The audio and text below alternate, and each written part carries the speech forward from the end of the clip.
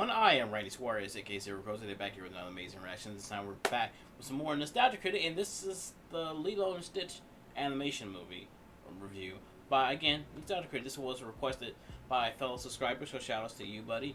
And I actually already went to go see the live action Lilo and Stitch, and I think it was okay. I mean, it's not the best, but it's not the worst either. I actually seen the worst, which is the Lion King one.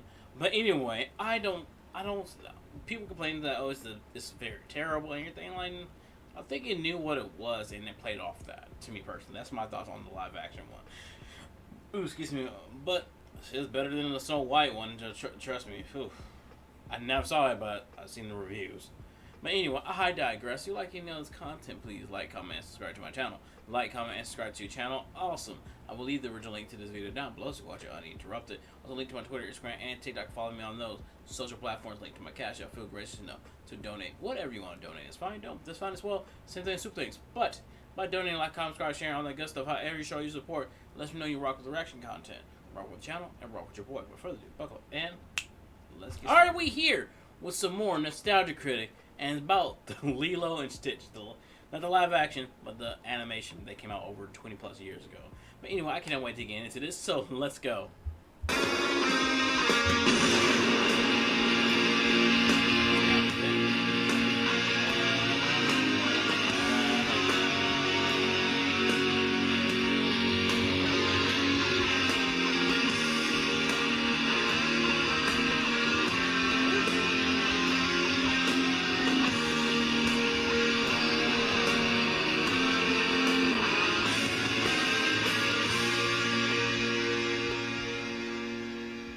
Hello, I'm the Nostalgia Critic guy, remember? So you don't have to.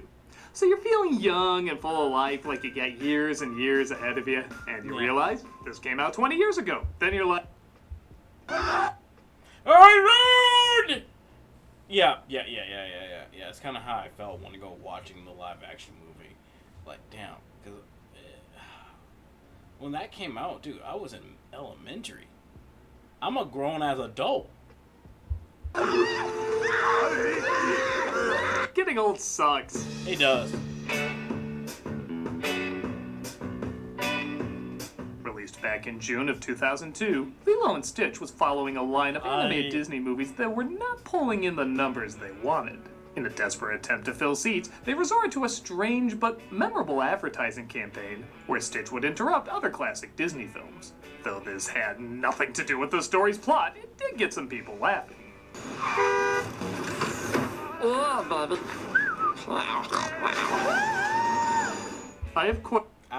Yeah, not the only one. I have a question like, Jasmine, why you looked at Stitch like that?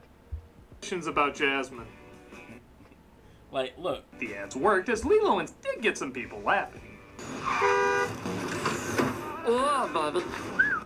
She gave Stitch the doomy eyes.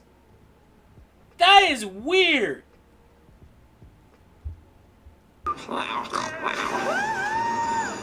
I have questions about Jasmine. Yeah.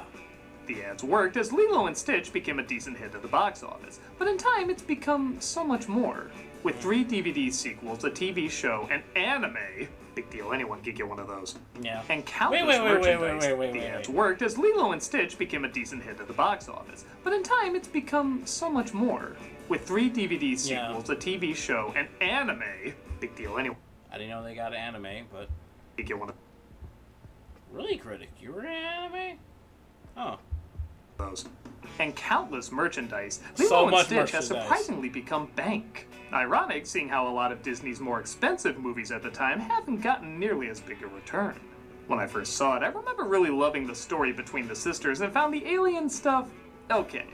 I honestly felt like there was a quiet Ghibli film trying to get out, but it was being interrupted by the Smurf version of Gollum.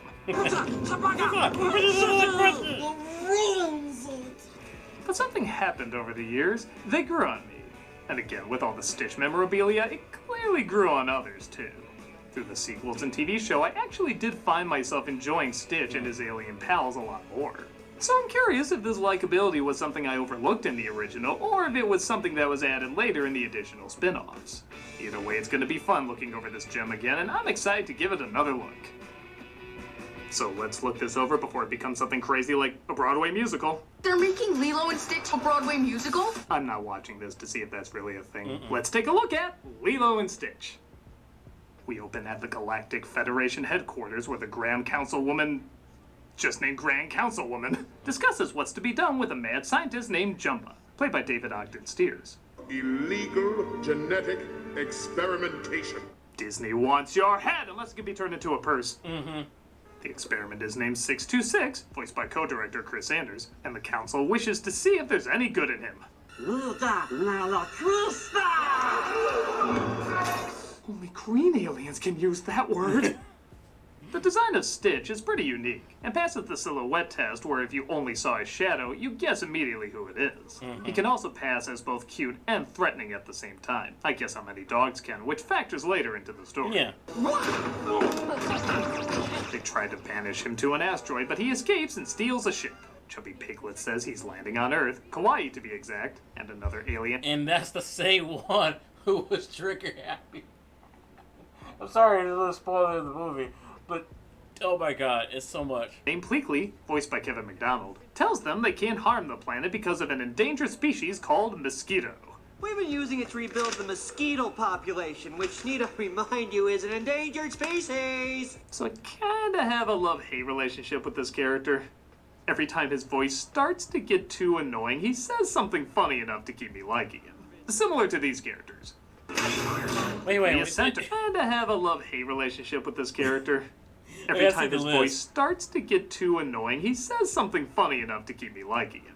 Similar to these characters. We're unstoppable, Gene, Buster, the Minions, and yourself, Critic? Pleakley is sent to Earth with Jumba, who's offered his freedom for Stitch's capture, 626 will not come easily. Wipe that smirk off your face! where we're introduced to Lilo, played by DeVay Chase.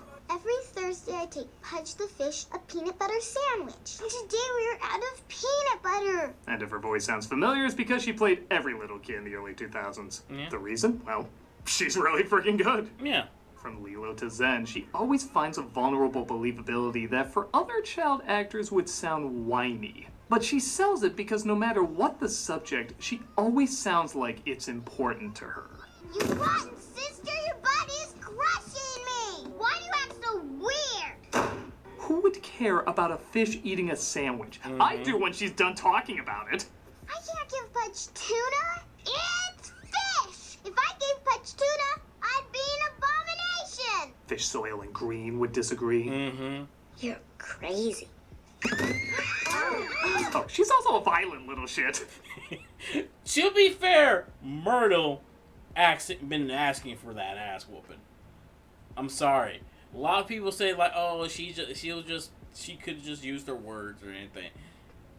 It's a difference when words do hurt. Expect nothing to happen to come from it. Yeah, okay.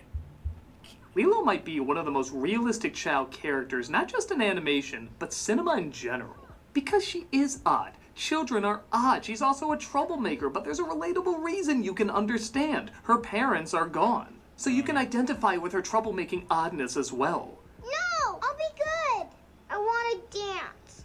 I practice. With that said, she's also very sweet. After beating up that girl, she's like, oh, yeah, no prob, right? I don't know. Want to see this weird-ass shit I made that's everything to me? When they mock it, she throws it on the ground and leaves it, but finds she can't because it means so much to her. Whoever wrote this either has, or at the very least, understands kids. I get why Stitch is on all the merchandise, but I assure you, if Lilo wasn't done this well, nobody would be buying them. She's where the real comedy and emotion comes from. If it was pretty much any of the kids from the previous Disney movies, their connection would not be as strong, and I don't think Stitch stuff would sell as great. Hey, watch where you're going. Speaking of which, I think a lot of adults can identify with her older sister, Nani, played by Tia Carrere. She's stuck both raising Lilo and trying to keep a job, but the two don't exactly complement each other. Oh, I'm gonna stuff you in the blender, push puree, then bake you into a pie and feed it to the social worker. Things get worse when a social worker played by Ving Rhames named Cobra Bubbles. Because why normal now? Oh, and here's the thing, me personally, I still say that Bobby Lashley from AEW should be playing as Cobra Bubbles, but hey, man, I digress. Is noticing Nani is having a hard time coping, to say the least. Thus far, you have been adrift in the sheltered harbor of my patience. In the lesser film, he would be the bad guy. But there really aren't bad guys in this. There's just difficult situations. Cobra only cares about what's best for Lilo. Captain Gantu is a cop trying to protect the planet. Even the dude who proclaims himself an evil genius dresses up like Santa at the end. If you told me that going in, I'd say this movie's bullshit, but they make it work here because everyone is likable and, as I said, strangely believable. Put simply, the characters are interesting enough that they don't need a villain to impact the drama. And for a studio with... And that's the thing is, I probably will see why some people don't like Lilo and Stitch, the live action one, because they don't really have a villain or capitalize in that way of not really having a villain. But I digress. So many classic baddies to say we don't need one here? That's really saying something. And yeah, okay, I guess I should talk about the dryer in the original being replaced with a pizza box. First off, they had it hard enough, but now these two don't even have a dryer. Second, in my opinion, this is where the P in PG comes into play. Because yes, there's gonna be things in this kid shouldn't do. But with that said, it doesn't really change the characters or story at all. I can see something like Han shooting first being worth talking about a little bit because it's changing the persona of the character and we lose a little something from him. Really losing anything about the characters with this change. No. And I guess it's to help stop a common accident, so I'm not really that peeved. I'm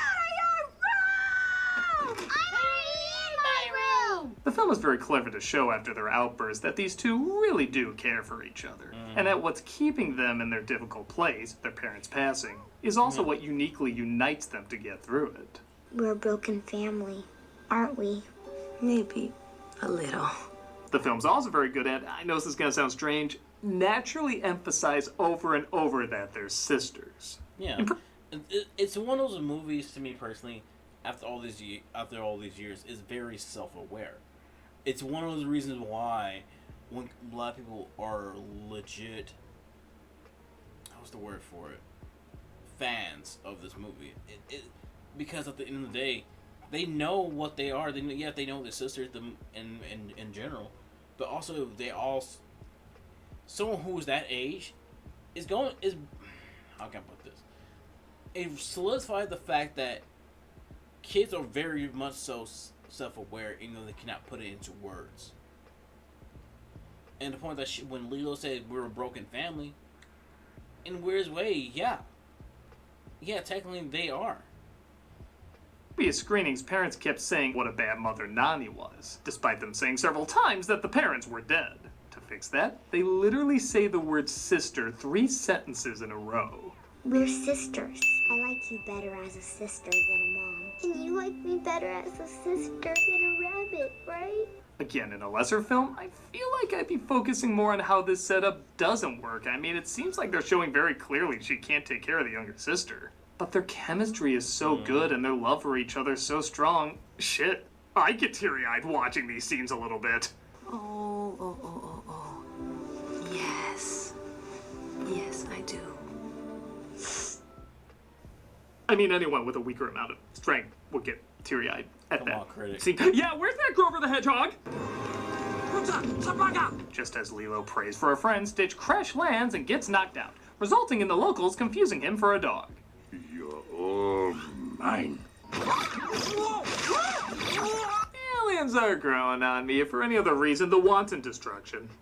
I love that Jumbo would destroy his creation just as quickly as he made it, and even the alien's first reaction to him landing is gas the planet. We have to gas the planet. How are there this many alien species left if that's always their first solution? Stitch catches on and disguises himself as a dog, pretty much using Lilo as a human shield without her even knowing it. Yeah, there's some sick meanness that's winning me over. This is low even for you! After passing the Mulan walk. I want that Mulan McNugget sauce, Morty! Please, I it's need so it, Morty. 2017. And 1998 somehow.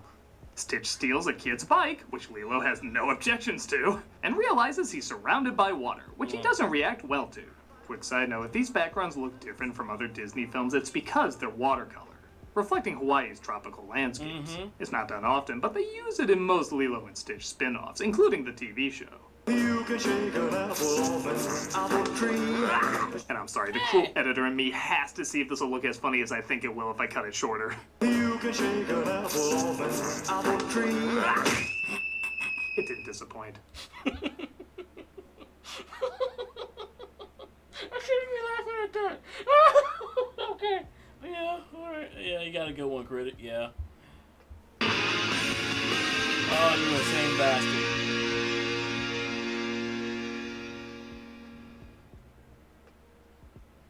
Advertising? See Doug play Jedi Fallen Order Fridays on Twitch. Hope to see you there. Great game. Nani is forced to bring Lilo to work, where she runs across her friend David, played by Jason Scott Lee. Mike, I just figured you might need some time. Smell like a lawnmower. David is probably the only character that's bland in the movie and bland in the spin-offs. He's not bad, but he feels like he's there just to show Nani will eventually get help with Lilo. Jason Scott Lee can bring a lot to a role, which is why I kind of feel bad he's underutilized. But again, he's by no means a bad character. Don't worry, she likes her butt and fancy hair. She thinks it's fancy? Also, unless you plan to kick it, I don't think you can say butt in a Disney film. Pleakley and Jumpa try to catch Stitch in an attack that, again for Disney, is a little intense. He should look like Mike Wazowski after Sullivan. Yeah. Made him. Nani is blamed and fired from her job. Since Stitch seems way too out of control, Nani says she wants to get rid of him. And Lilo teaches us the only other Hawaiian word everybody now knows aside from aloha. Ohana means family. Family means Nobody gets left behind Or forgotten. I'm only keeping him because he legit likes the album Dream. I still can't explain why, but this look Stitch gives makes me laugh hard.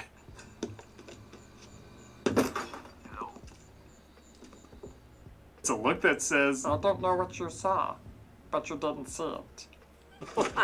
Stitch discovers with nothing to destroy, he has no purpose, so he tries to find some by reading bedtime stories like The Ugly Duckling.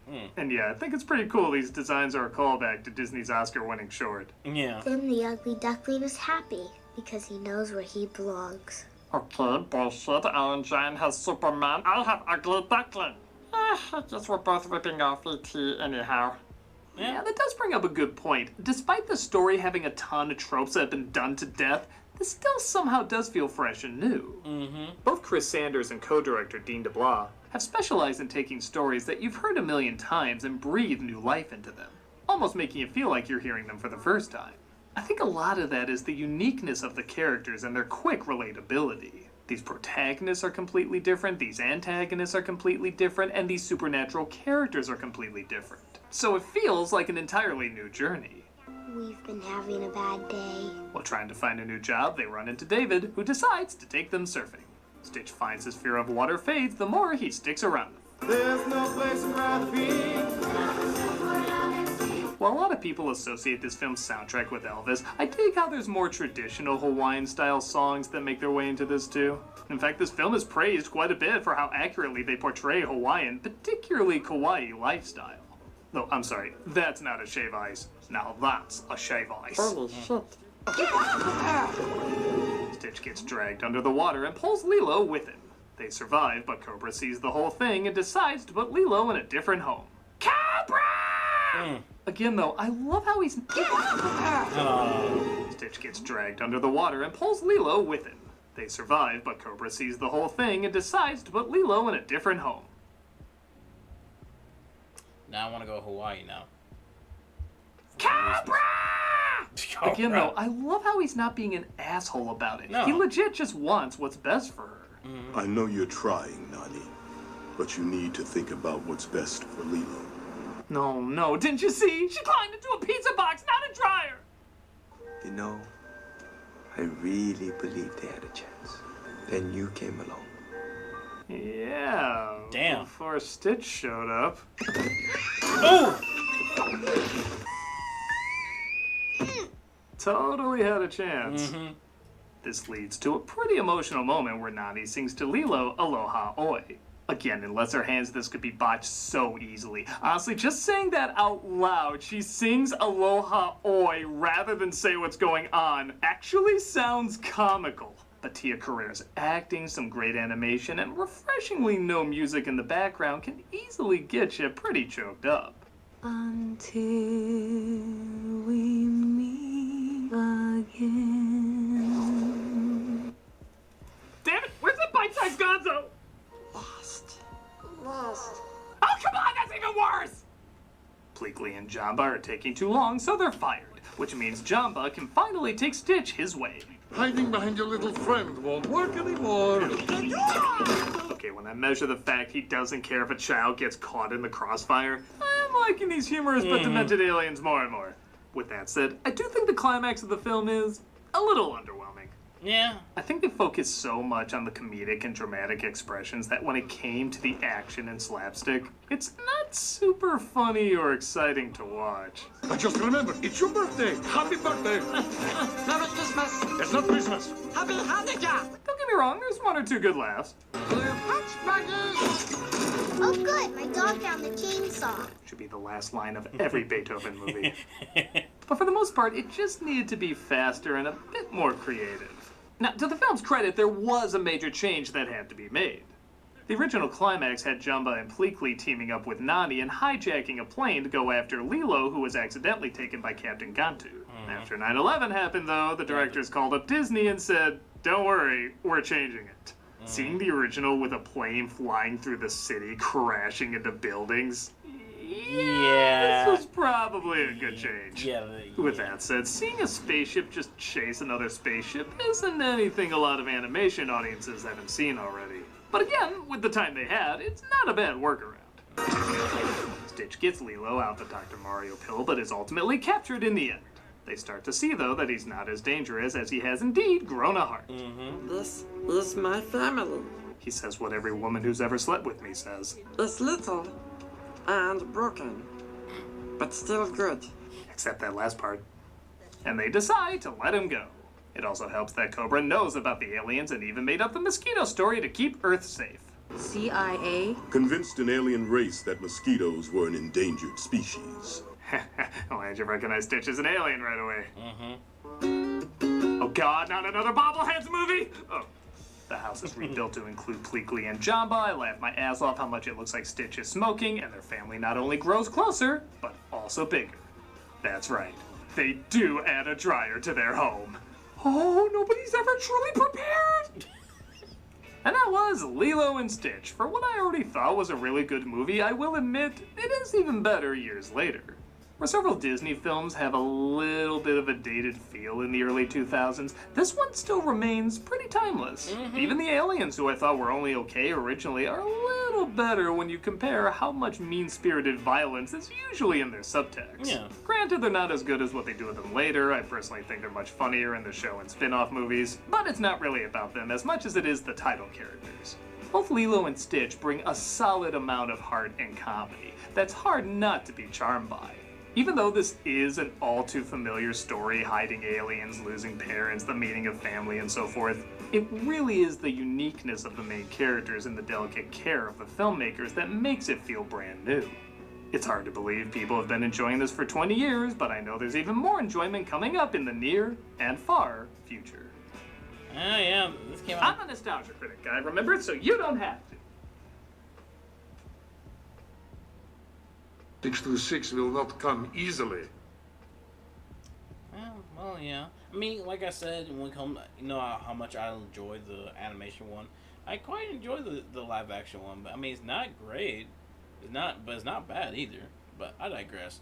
But anyway, let me know your thoughts on Lilo and Stitch in general, from the animation to the live action. Please let me know in the comments down below. And I'm about to work on the next video. So you like any of this content, please like, comment, and subscribe to my channel. Like, comment, and subscribe to Channel Awesome. I will leave the original link to this video down below so watch it uninterrupted. Until next time, please take care of yourself, stay hydrated, stay safe, stay warm. Peace out. And little questions is everything they know about you. No way.